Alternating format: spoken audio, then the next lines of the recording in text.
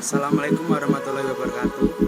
Perkenalkan, kami dari kelompok 9 yang beranggotakan saya sendiri, Muhammad Fazal, kemudian Novita Wulandari dan Wahdatul Uliana akan mempresentasikan materi tentang variabel sampling untuk pengujian substantif. Variabel sampling adalah teknik statistik yang digunakan oleh auditor untuk menguji kewajaran suatu jumlah atau saldo dan untuk mengestimasi jumlah rupiah suatu saldo, akun, atau kuantitas yang lain. Dalam pengujian substantif, auditor dapat menghadapi dua keputusan. Satu, melakukan estimasi suatu jumlah, misalnya saldo suatu akun, atau dua, menguji kewajaran suatu jumlah.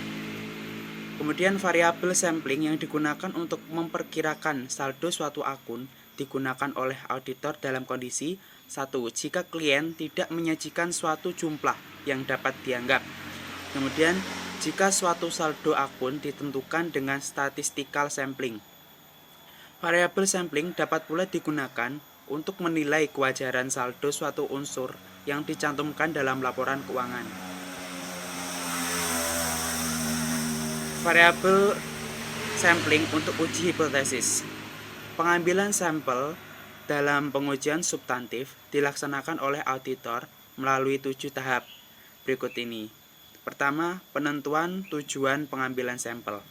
Tujuan pengambilan sampel dalam pengujian substantif adalah untuk menentukan jumlah saldo yang dianggap benar oleh auditor, untuk menentukan apakah auditor dapat menerima bahwa perbedaan antara jumlah yang ditaksir tersebut dengan jumlah yang bersangkutan.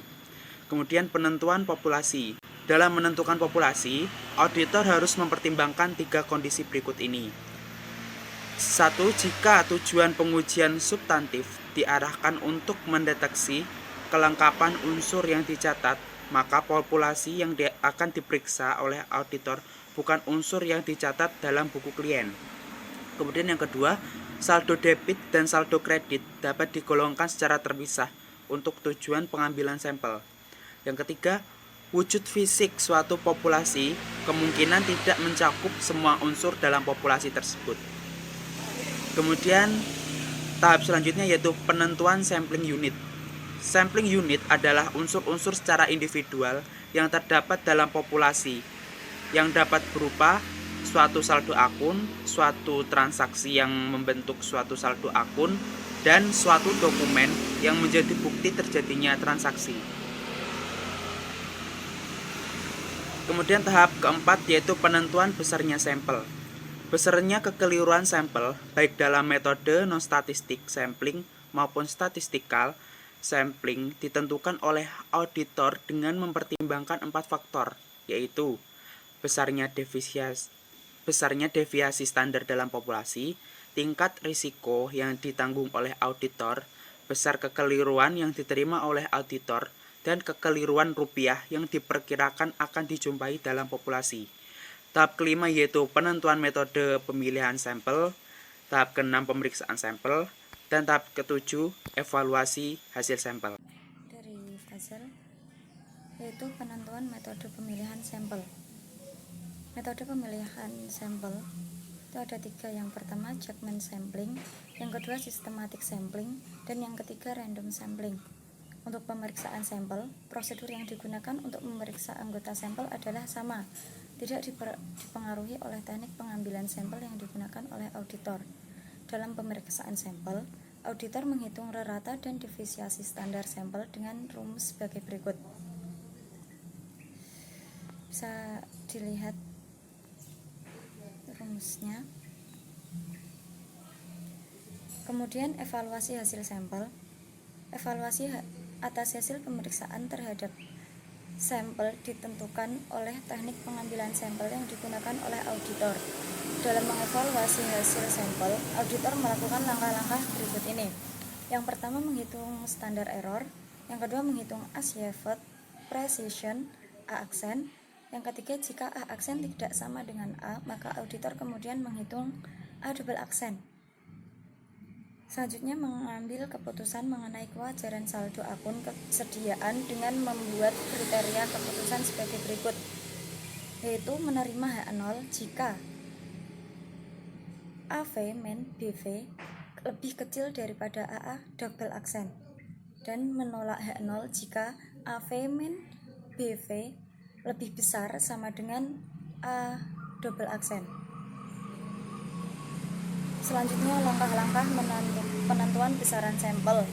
Yang pertama, menentuan devisa standar populasi. Yang kedua, penentuan risiko beta. Yang ketiga, penentuan materialitas yang dialokasikan kepada kesediaan. Yang keempat, penentuan ketetapan dan yang dapat diterima oleh auditor. Selanjutnya, menentukan besarnya sampel, menentukan metode pemilihan sampel, memeriksa sampel, dan mengevaluasi hasil sampel. Selanjutnya, variabel sampling untuk estimasi. Pengujian substantif bertujuan untuk mengumpulkan bukti kewajaran saldo akun penjelasannya. Pengujian substantif dapat dilakukan dengan salah satu di antara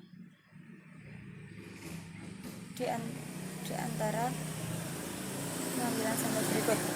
Yang pertama, statistical sampling. Yang kedua, classical statistical sampling, dan yang ketiga, probability proportional to size statistical sampling. Metode statistik dalam variabel sampling untuk estimasi.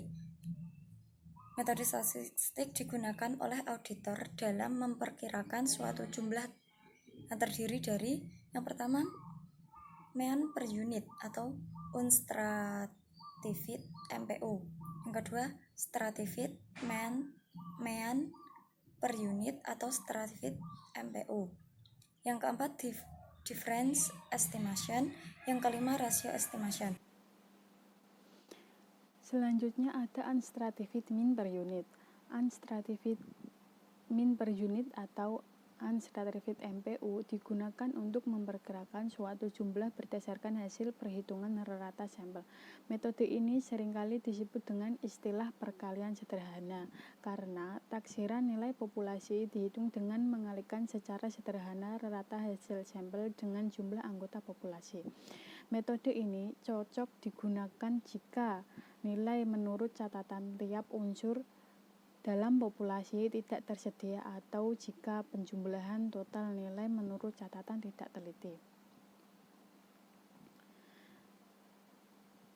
Selanjutnya ada tahap-tahap variabel untuk estimasi. Ada 7 tahap. Yang pertama yaitu menentukan tujuan pengambilan sampel. Yang kedua, menentukan populasi. Ketiga, menentukan sampel unit. Keempat, menentukan besarnya sampel. Yang kelima, menentukan metode pemilihan sampel. Yang keenam, memeriksa sampel. Dan yang terakhir yaitu mengevaluasi hasil sampel. Adapun stratified mean per unit yaitu jika variasi anggota populasi yang ditunjukkan dengan besarnya deviasi standar sangat besar, unstratified MPU mengharuskan auditor mengambil jumlah sampel yang sangat besar. Dengan demikian, unstratified sampling menjadi tidak efisien jika digunakan untuk populasi yang deviasi standarnya tinggi. Untuk mengatasi masalah ini, populasi dibagi menjadi beberapa strata, sehingga rata tertimbang deviasi standar setiap strata menjadi lebih kecil. Stratified MPU digunakan untuk populasi yang diperkirakan tidak memiliki variasi yang besar. Berikutnya ada variabel sampling untuk estimasi mean per unit. Langkah estimasi stratified MPU tidak berbeda secara mendasar dengan langkah estimasi unstratified MPU. Perbedaan apa yang dilakukan oleh auditor dalam langkah disebabkan oleh adanya strata populasi. Ada 7 langkah estimasi stratified MPU. Yang pertama yaitu menentukan tujuan pengambilan sampel, yang kedua menentukan populasi, yang ketiga menentukan sampling unit, yang keempat menentukan besarnya sampel, yang kelima menentukan metode pemilihan sampel, yang keenam memeriksa sampel, dan yang terakhir yaitu mengevaluasi hasil sampel. Adapun langkah penentuan besarnya sampel untuk setiap strata populasi yaitu ada 4. Yang pertama, menentukan deviasi setiap strata populasi. Yang kedua, penentuan UR berdasarkan reliability level yang telah ditetapkan oleh auditor. Yang ketiga, penentuan ketetapan yang telah diterima oleh auditor berdasarkan pertimbangan auditor. Dan yang terakhir, menentukan besarnya sampel untuk setiap strata populasi. Sekian presentasi dari kelompok 9. Terima kasih. Wassalamualaikum warahmatullahi wabarakatuh.